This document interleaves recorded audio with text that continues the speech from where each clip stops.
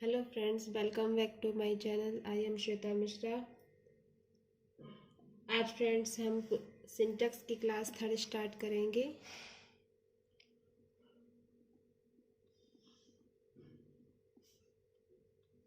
Class 3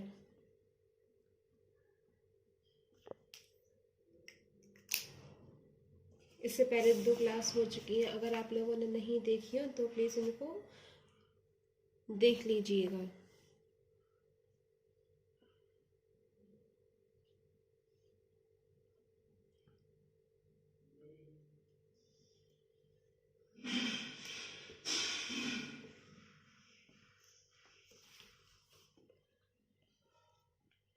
आज friends हम बात करेंगे सिंटैक्स में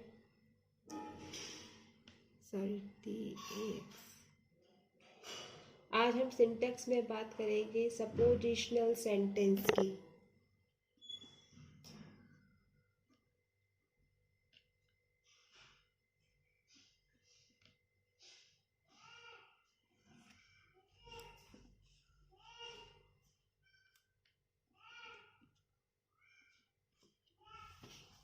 सपोजिशनल सेंटेंस क्या होते हैं?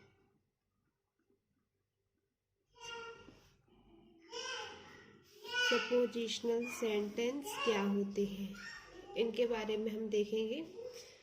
ये सपोजिशनल सेंटेंस वह होते हैं जिनमें इफ, एज इफ, एज दो,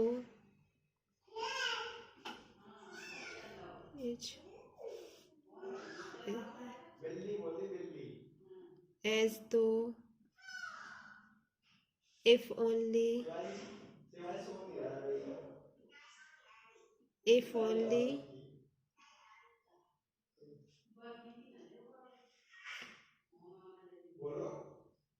suppose,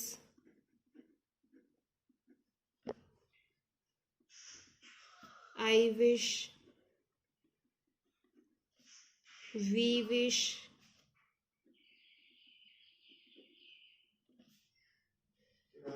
he wishes, she wishes,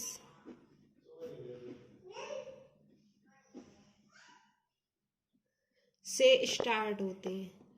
जब sentence if, as if, as though, if only, suppose, I wish, we wish, he wish, she wish से स्टार्ट होते हैं, इससे कोरी कल्पना या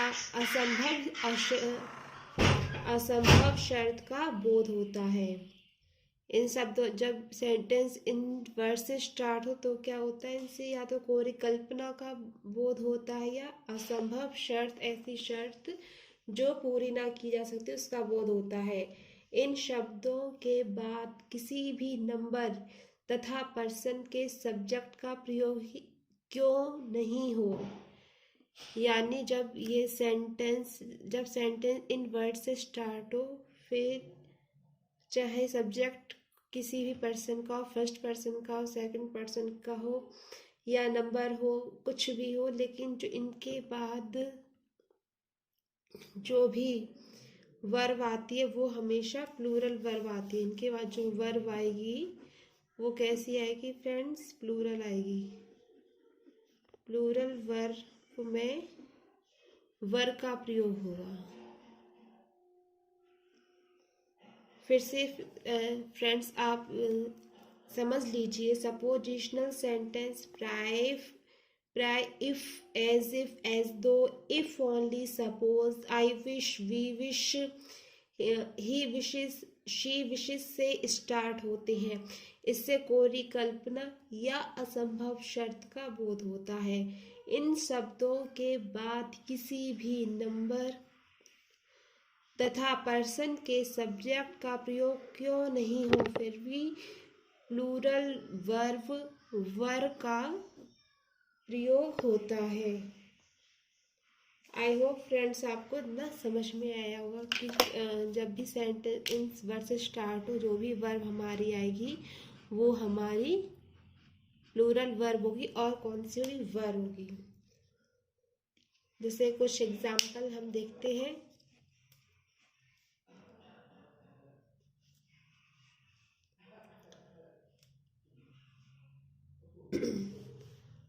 एग्जाम्पल है I wish Manisha were my wife. अब friends देखिए, जब सेंटेंस आई विश से स्टार्ट हुआ है, अब हमारा सब्जेक्ट सिंगुलर है, लेकिन जो भी हमारी जो वर्ब आएगी वो कैसी आएगी फ्रेंड्स, प्लूरल वर्ब आएगी। तो इससे क्या इस सेंटेंस से क्या हमें पता चलता है, इसमें या कोरी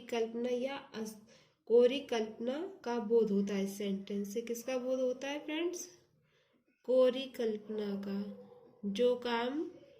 ऐसा काम जो नहीं हो सकता।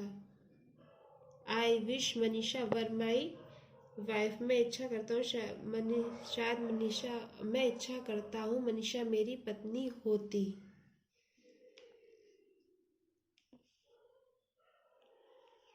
I wish Manisha were my wife.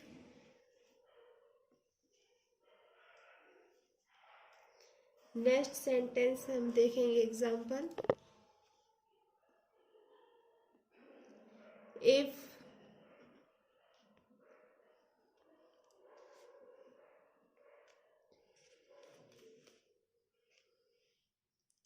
if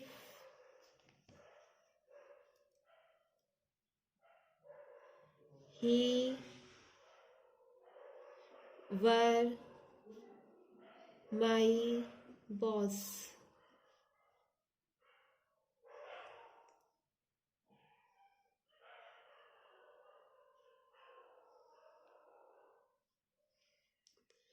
he would suspend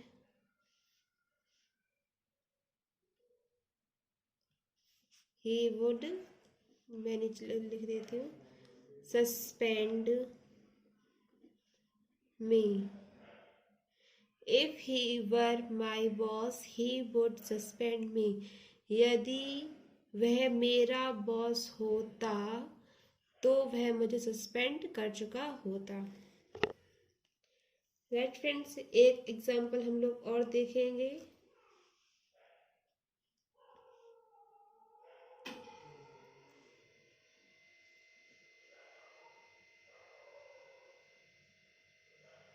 Raman, यहाँ लिख देती हूँ,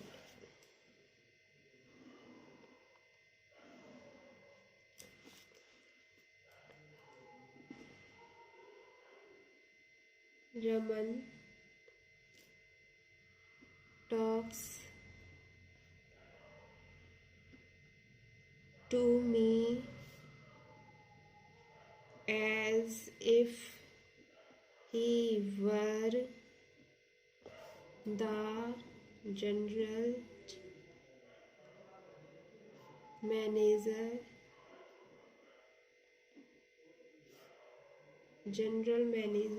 of Nippo company.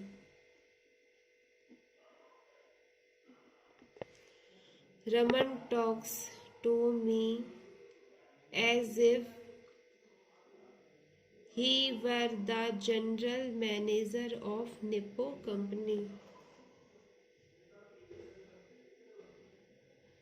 तो अब फ्रेंड्स आप समझ चुके होंगे कि जब भी सेंटेंस में एज इफ आए, आई विश हो, इफ हो, तो जब सेंटेंस इनसे स्टार्ट हो या सेंटेंस में ये वर्ड आए तो जो हमारी जो वर्ब होगी वह हमेशा प्लूरल होगी।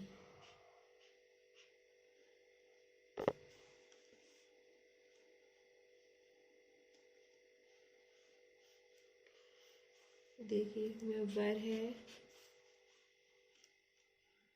हीवर। अब हम देखेंगे फ्रेंड्स कंडीशनल सेंटेंस के बारे में। ये सपोजिशनल सेंटेंस आपको फ्रेंड्स समझ में आ गए होंगे जब भी sentence as if as though, if only, suppose, I wish, we wish, he wishes, she wishes से स्टार्ट होते हैं, या ये सेंटेंस में बीच में भी आ जाते हैं तो भी जो इनके साथ वर्ब का यूज होगा तो वो हमेशा प्लूरल वर्ब आएगी और वर्ब का प्रयोग होगा। मैंने यहाँ 3 सेंटेंस आपको बता दिए हैं। अब हम फ्रेंड्स पढ़ेंगे कंडीशनल सेंटेंस के बारे में। कंडीशनल सेंटेंस क्या होते हैं?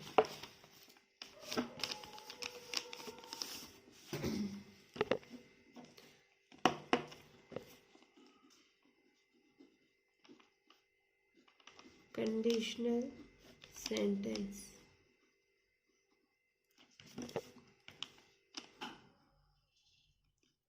कंडीशनल सेंटेंस वह सेंटेंस होते हैं जिसमें इफ, जिनमें क्या फ्रेंड्स हो, if, as if, as though,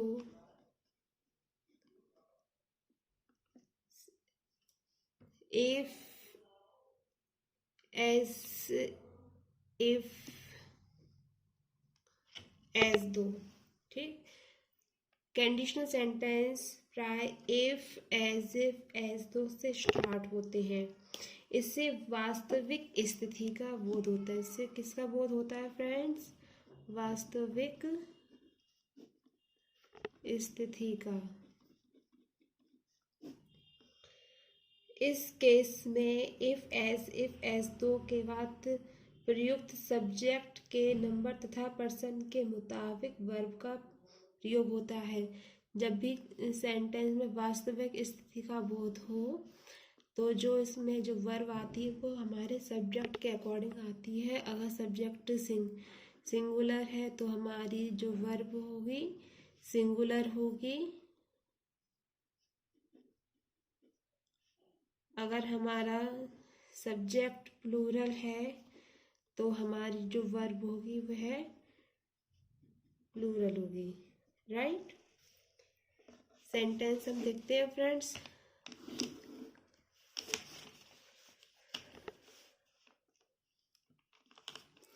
if you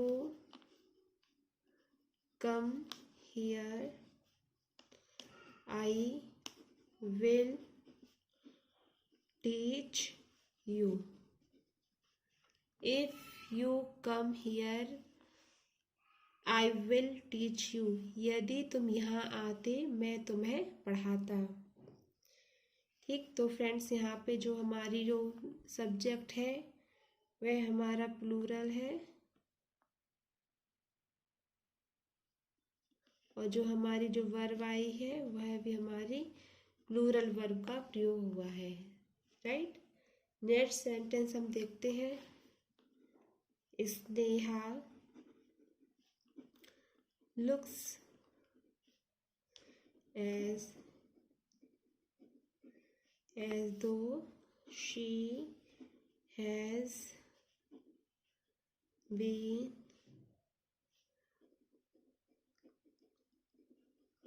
working. Sneha looks as though she has been working.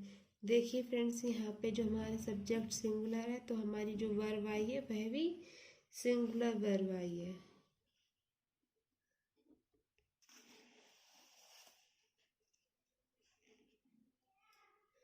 अब हम फ्रेंड्स नेक्स्ट सेंटेंस पढ़ते हैं। ऑप्टेटिव सेंटेंस क्या होते हैं उनके बारे में जान लेते हैं जल्दी से। Optative sentence,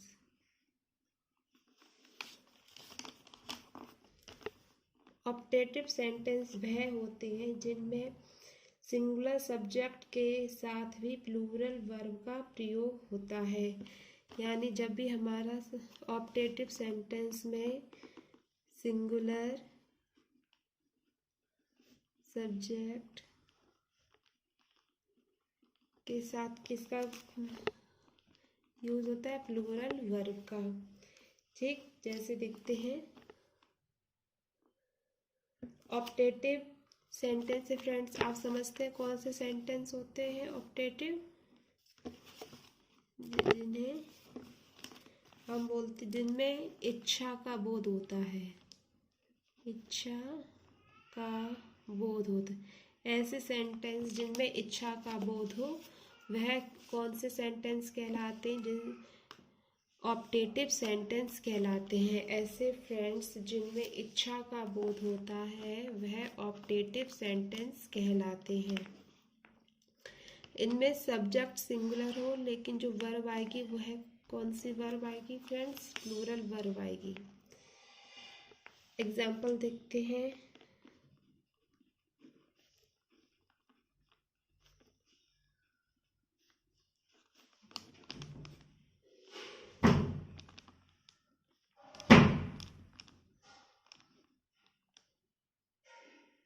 long live our friendship, जो हमारी फ्रेंडशिप है वह लंबे समय तक रहे। तो ये कैसे सेंटेंस हुआ फ्रेंड्स? इच्छा सूचक ऑप्टेटिव सेंटेंस जिसमें इच्छा का बोध हो रहा है। Long live our friendship. Next देखते हैं example. God save the king. God save the king. देखिए सिंगुलर सब्जेक्ट है लेकिन जो वर्ब है यहाँ पे प्लूरल आई है, मतलब भगवान राजा की रक्षा करे। इसमें जो हमारा जो ऊपर था ये फ्रेंडशिप हमारा सब्जेक्ट था और जो ये लिव थी ये हमारे प्लूरल वर्ब थे। ऑप्टेटिव सेंटेंस पहचानने का जो सबसे अच्छा तरीका है, इसमें ये साइन हमें दिखना होता है, एक्सक्लेमेशन का ये साइन होता है, इनको हमें देखना होता है। ऑप्टेटिव सेंटेंस से फ्रेंड्स मैं बता चुकी हूँ इच्छा का बोध होता है। कभी कभी में ऑप्टेटिव सेंटेंस में नहीं दिया जाता है, मतलब में नहीं दिया जाता है कभी कभी, लेकिन हमें इसको अंडरस्टूड कर लेना चाहिए। अब नेक्स्ट रूल हम पढ़ेंगे फ्रेंड्स।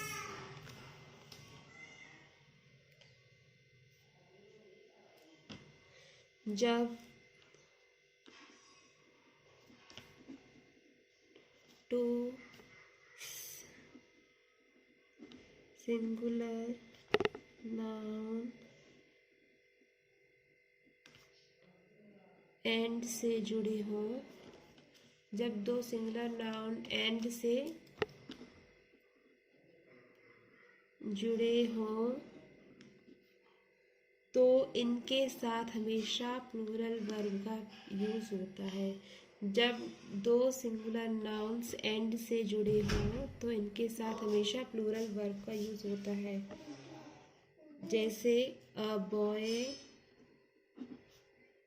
And a girl.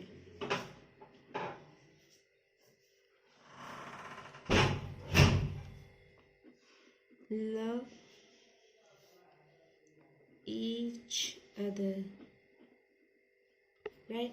अब मीन्स एक लड़का एंड एक लड़की लव ईच अदर।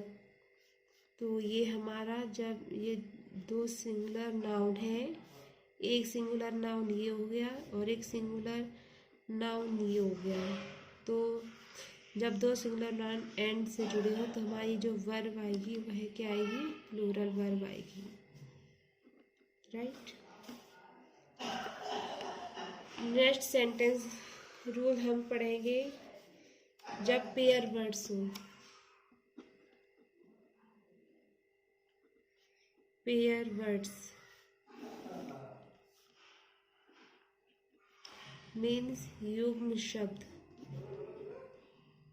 युग्म शब्दों जैसे मैं आपको कुछ बता देती हूँ, जैसे bread and butter,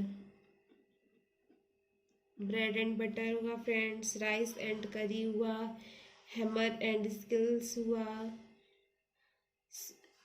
shallow and study हुआ, ट्रूथ एंड ऑनेस्टी हुआ, हॉर्स एंड कैरेज हुआ, क्राउन एंड ग्लोरी हुआ, राइज एंड फॉल हुआ, कमिंग एंड गोइंग हुआ।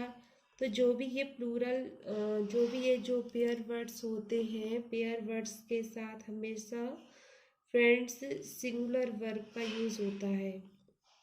इनके साथ जो पेयर वर्ड्स होते हैं इनके साथ हमेशा सिंगुलर वर्ब का यूज होता है, राइट। एग्जाम्पल फ्रेंड्स देख लेते हैं यहाँ पे।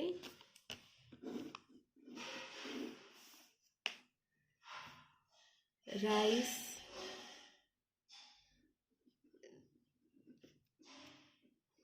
एंड करी इज अ पॉपुलर डिश, यानी राइस एंड करी ये हमारा पेयर वर्ड्स हो गया और इस हमारा क्या हो गया, सिंगुलर वर्ब। तो फ्रेंड्स ये थी आज की हमारी क्लास जिसमें हमने आज सपोजिशनल सेंटेंस के बारे में जाना, कंडीशनल सेंटेंस के बारे में जाना, ऑप्टेटिव सेंटेंस के बारे में जाना, टू सिंगुलर नाउन्स हो उनके बारे में जाना और पेयर वर्ड्स के बारे में जाना है। तो अगर आपको मेरा ये जो वीडियो है जो आज मैंने आपको ये बताया, अगर आपको ये समझ में आया हो, अच्छा लगा हो पढ़ाने का तरीका, तो प्लीज़ मेरे चैनल को लाइक कीजिए।